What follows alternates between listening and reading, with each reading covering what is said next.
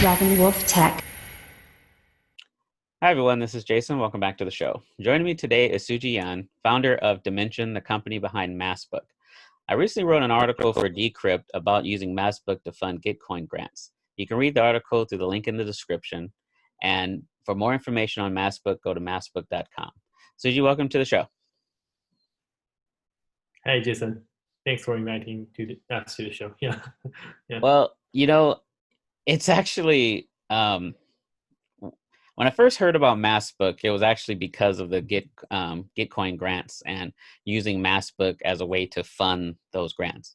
But I've discovered, and I actually use it a lot now, is that you can send encrypted tweets and Facebook posts using Massbook once you've integrated it into your profile. For the audience, I'm going to also link the video that I did with how to do that in the cards above, because I think it's, especially if you're a privacy-minded person, that's something that you definitely want to have in your arsenal. But before we get into all of that, can you give us a brief history of how you first got into cryptocurrency? I mean, I was, early miner, but not really that early. Back in 2014, when I was studying the college UFI, kind of, Champaign, Illinois, middle of nowhere. I started to mine Bitcoin. That's still early days, and I bought some Bitcoin from Coinbase, from OTC. Didn't really earn a lot, but really learned a lot from this community. And I didn't really catch the Ethereum stuff in 2015, 2016. But my girlfriend that time, now it's my wife. My girlfriend that time, Kat Gu, she was a law school student. She was a Juris Doctor from UFI as well. At that time, she's taking an internship and part-time job from the Blockstream, from the Bitcoin Core. And we discussed a lot of many new stuff, and like what's the next step of the decentralization of the internet, of the decentralization of the web, because we both agree, and all both my wife and I and those close friends, all of us agree that only Bitcoin is not enough. We need to have more abstract layers on top of it, and try to bring that layer together with the traditional internet, traditional mainstream media platform, mainstream social network platform. So that's the original belief back in 2016, 2015. And when I noticed the Ethereum community, when I noticed Vitalik and other core member of Ethereum, I feel like, oh, okay, this is very interesting. And still, there's still needs some connector between these smart contracts, these layers to the Facebook, to the Twitter. So why don't I start to do something like that? But that's quite early. And in 2017, I started to have this kind of idea, and we don't really have a team, but I decided to talk to several close friends and VCs who believe in me personally, or believe in the small team, and ends up I dropped out from the college, and we got some money for like 1 year, 2 years runway. And in 2019, we released the whole code base and released the whole product. We call it Massbook, because it's really cool. It's really a good name that you can put a mask on virtually anywhere. We all know what it refers to. And then the original version, the version 1.0, is only includes the functionality of sending encrypted tweets or encrypted posts on social network. And for example, I can send to Jason or send to everyone of my friend list, or specific friends. And cryptocurrency or any digital currency is just another form of information. So we can definitely add, a functionality to send it over. So in the Lunar New Year this year, so that's February 2020, we are very just have a chance to talk to several members of MakerDAO DAI team, and talk to several members of the Ethereum core community, and they're like quite interested in this technology. I think that's super cool. So they support us to do a campaign with Maker, and also Vitalik joined the campaign. We sent over some Ethereum ETH and sent over some DAI over Twitter. and there's no server or no centralized custodian behind it. That's really cool. I mean, it's like the early version of PayPal stream that send money over tweet, oh, sorry, over email, but we did it in a very decentralized way, and then it go viral. Right now we have like 20K, probably 30K user on the on plugin and on the mobile client, and we also we also support a lot of third-party Twitter clients and third-party social network clients. We not really acquire them, donate money to them. Say okay, people really enjoy those third-party clients back in the early days of Twitter and early days of other social network. So now they can't earn any money. They don't have any business value because third-party clients are viewed as a dead business, even though they still have like millions of users. So what we talk to them, say that we can help you, we can give you some grant, and if needed, we can acquire you. And what if you want? What if you try to integrate Web3 or integrate Massbook and connect to all the Web3 protocols, from encrypting message to sending over stable coins to donate to contribute to Gitcoin, or in the next month we're gonna say we're gonna support decentralized storage like IPFS or Arweave. We're gonna support Arweave first. So eventually, I guess we just try to build a very large middleware, very interesting bridge connecting Web 2 and Web 3. Yeah, that's the story. Yeah. Dimensions focus is primarily on privacy and encryption with products like Massbook and Censorship. Was that always the goal of the company? Yeah, because I mean, right now, privacy is definitely everyone want in this kind of more service capitalism driven internet, or state capitalism driven internet, and Web3 or open web is also what we want to bring to the general public, to the user. Sometimes it's not, privacy is not really a good word or perfect fact, but I guess we're gonna put all these words together and say, okay, you can have all the openness, you can have all the decentralization and all the privacy simultaneously without leaving Facebook and Twitter and maybe Reddit, and that's the goal of the company. We also have like some interesting slogan and maybe created by our community. So yeah, that's also part of our ideas as well. Yeah. The way that the Massbook extension works, it doesn't actually change the Twitter or Facebook protocol. It's just like an overlay that goes on top of it through the browser that you're using, modifying your computer versus modifying the website that you're looking at, right? Yeah. So what was the so let's talk about that, because I can't imagine this getting popular and Twitter being too happy about it. But but obviously you saw a need for something like that. So what was the need that you saw? Yeah, I think the crypto community or decentralized web community they're reaching to their limit of user right now. I mean, it's not saying they don't have money or they don't have business model. They're quite, I mean, lots of projects are quite successful, but if we really talk about DAU or how many users they really reached, the number is super low. It's like 10K, probably even less than that. Right. But in any social media, any Web2 major social media have a really trillions or billions of users and trillions of value locking in the social network, and that's something we need to really really let user to have their own value, have their own data, or have their own value migrate to the Web3 layer without even changing their user habit or their daily way of surveying internet. That's something we want to do. And ask the question like, what if Facebook find out? What if like Twitter find out? What's something people really want to do? And they can really achieve on Twitter, Facebook. I mean, I guess they can. What's the thing they want to do is they want to go back to the early version, to the early day of the Facebook and Twitter, which you can still social to each other without being really monitored or your data is being harvested.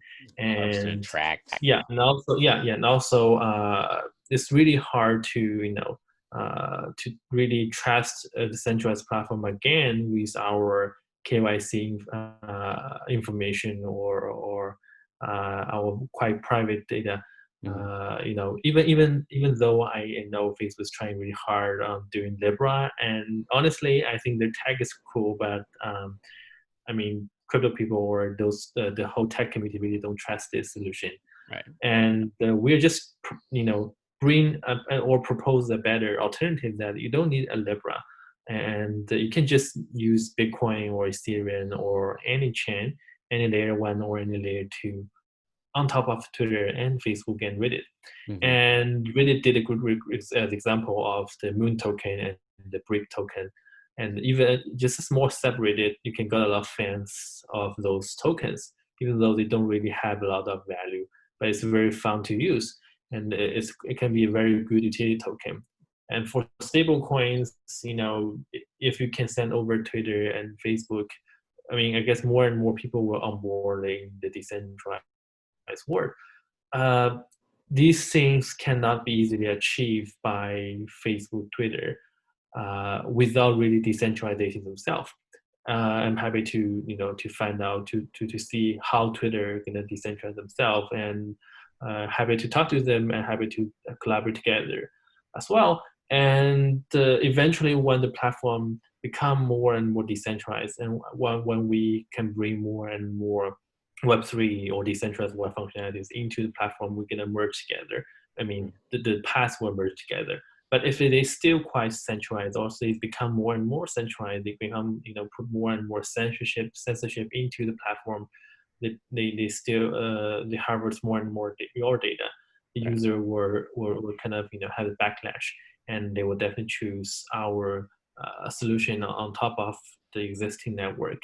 But definitely we need more polish on our UX, and more uh, uh, write more codes to make this thing go more fluently. But that's the direction I see, because from 2017, when I first had the idea to start company to now, it's like 2.5 years.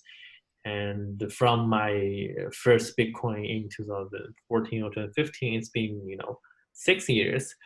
Still, the adoption is so low. Mhm. People use those crypto or decentralized tools for trading or for something to store value, but they don't really kind of free the value from the network, free the value from the current internet.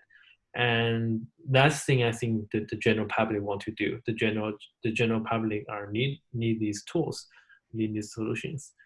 Well, because I mean, I think we have the other issue with um, people. I think we forget that privacy also includes being censorship resistant too. Yeah, yeah, It's not just so that a person doesn't know what you're doing. It's also being able to get around them being able to block you doing it in the first place. yeah. So, Yeah, for example, one good example is we all know like websites like SignTab or Pirate Bay, or maybe those BT related, Bitcoin related, old fashioned mm, websites for downloading PDFs or books, and that's what Aaron Shores dead for. Aaron Shores committed his life for, and even now, even like 2020 now, several years after these people want to free those information, free those knowledge, still you can't really send the domain of those websites mm-hmm. on Facebook, and the URL is super easy to ban, to be get banned. And there's like solution of a decentralized domain, whatever. But I guess it will be super easy to ban as well. We need a better solution to say, okay, I really need to promote this thing. I really want to send this PDF or this research paper to my friends on Facebook or Twitter, and they don't really want to migrate to Signal or Keybase. But we have a better solution. Boom, we can send it over, and we can also be we can also to use that freely without worrying about, okay, what if Facebook gonna ban my account? Right. Yeah, because you have a very, very good over the top solution. Yeah. Right. Well, it's like, we all know that the SMS messaging is being monitored for years, and there's built-in security flaws in the early design. It's not that secure.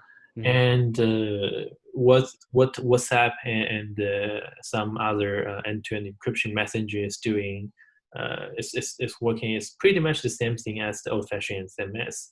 Mm-hmm. Probably you can send more emoji, but that's pretty much the same thing. And the phone number is pretty much like the DID or like your ID, right? And use the phone number as the identifier. You don't really tell people to get rid of your phone number. You can use those decentralized number. No one can remember these. You still use those centralized numbers as an identifier, but somehow all these messages are processed in a better way. Yeah, that's something I think will be the future of the industry. And this time it was kind of different compared to the PGP or the old-fashioned email encryption, because we have more alliance or more people in the crypto world or more people in the peer-to-peer network world. Yeah, and it will be joined force again. Yeah, on the roadmap. And all of our source code is open sourced from day one. So we do have like some anonymous contributor, not really a lot, but one or two. Sometimes they're going to write some code, and we're going to happy to have more contributors or some or our communities with more advice to our roadmap or to our like next step. Yeah. Nice. And I think all these Web3 or crypto projects are our alliance. Start from Maker, from Ethereum, then decentralized storage, maybe DeFi stuff. And just imagine, one day, I am not sure how long it will take, maybe 2-3 years in my estimation. Just imagine that in 3 years that Twitter or Facebook user can just use our plugin or our third-party app, and then boom, you can use DeFi to store your US dollar, and you can send it over, and you can encrypt a tweet, and you can buy some digital NFT, buy some digital art, right. And then you can even move your data from Facebook or from Twitter to Reddit, from Reddit to Facebook. And yeah, that's something definitely change the industry, and that's something we want to do.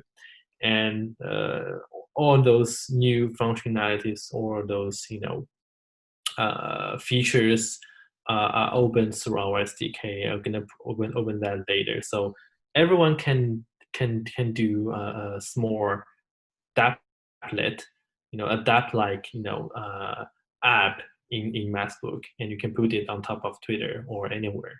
So it's like we're building the bridge, but we don't really have the power to shut down the bridge or tell you like how to use the bridge, how to program the bridge. Mm-hmm. And you can program your own car freely to bring people from Web 2 to Web 3, or bring them back to have some data or some value exchange. Yeah. Nice. Yeah. Nice. Well, Suji, thank you so much for joining me today. I really appreciate it. And where's the best way for people to reach you? Is it Twitter? Yeah, Twitter is probably the best way. And also we have the website. There's a Telegram official group of Massbook. Yeah. So welcome to join the group, and we're gonna answer all of the questions, and it's quite active in the group as well. Yeah. Okay, so everyone, I'm going to link those in the description below, so you can reach out and talk to Suji on Twitter, and then join the Telegram group if you like. So once again, Suji, thank you so much for joining me. I really appreciate it. Thank you.